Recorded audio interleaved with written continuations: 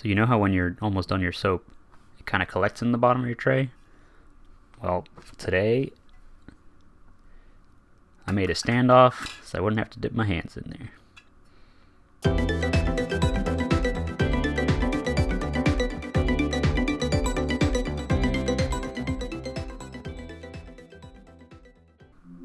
So to start off, I took a couple measurements and made a test piece. So about 65 millimeters by 95, and came up with this piece. So dropping it in, it's a little small, so I measured again, went a little bigger. I went to 70 by 100 millimeters. Actually had an issue on this print, but that was a much better fit. So I used those measurements to design my whole piece. So start off the design of the test piece.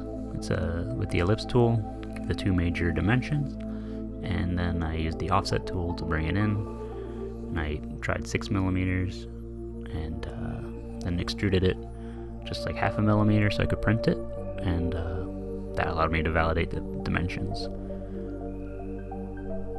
So once that was done, I went back to the sketch and brought in the SVG of the Star Trek insignia that I was going to use. So after a lot of tweaking it and centering it properly, I was able to move on to decide how I wanted to approach it.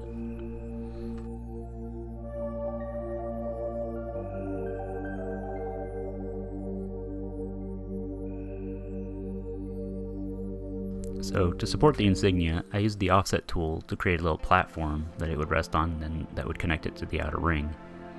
I also used that platform to, raise the insignia up so it'd be a little more visible too.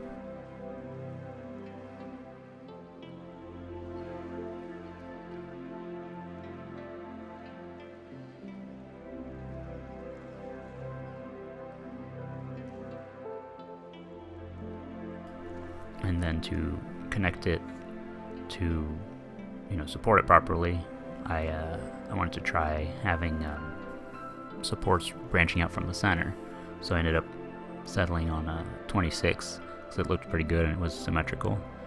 And so here I started by trying to trim all the excess pieces, all the extra lines before getting to work. And I realized pretty quickly that this was a bad plan. So I started over, and what I did was extruded the main insignia out 3 millimeters, or 2.5 in the end, then the rest of the support 2 millimeters, and then doing the radial supports as a 1 millimeter extrusion. So working from the back, I drew the part to do a circular pattern.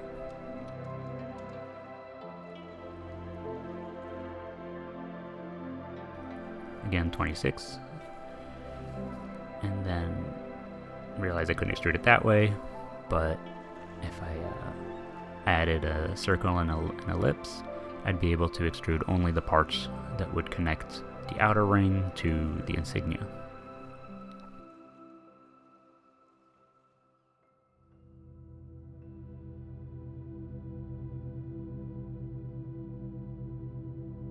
Then I selected them all before doing the extrusion. And that's the finished surface.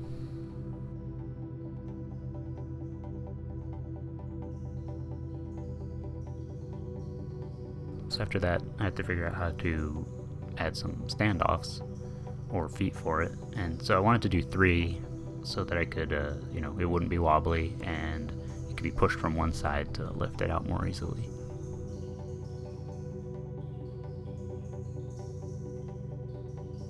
So here you can see I positioned the other 2 pieces freehand. Well, I positioned one of them freehand and then used the mirror tool to have it placed in the same spot on the other side.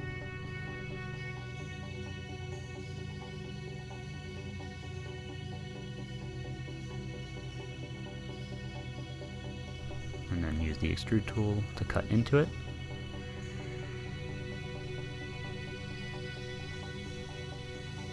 I went for 1mm. So when I printed the feet, they could just slot in. So designing the standoffs was pretty simple. I went for a 4mm cylinder and then tapered it off to the top using the revolve tool. That way I could just slot it in. With a larger diameter for the base of the foot, it wouldn't actually fit in, so with 0.5 millimeter of size difference, it does fit. It's a tight fit, so you could, just press it in, but it'll probably need some glue.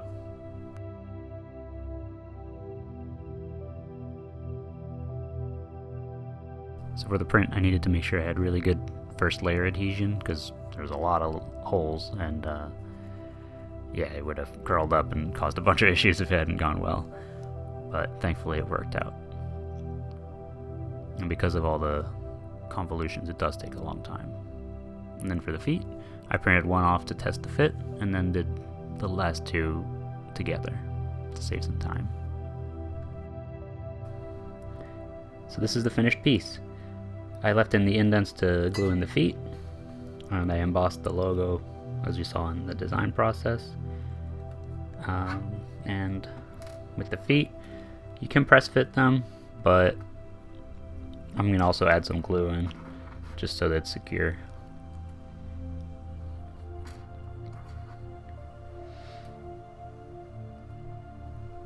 And with that, you just stand it up, and when you want to take it out, you can actually just push it on the one side. That's why I left only 3 feet. So I used only 3 just so that you can just pop it up, and there you go. So it came out really nice. It was a slow print, even though it's only like 12 layers, because it has to do all the outlines of every little piece, but it's just over an hour, and then another couple minutes per foot. So pretty quick print, a good little project. If you have any questions, let me know in the comments, and I'll see you in the next video.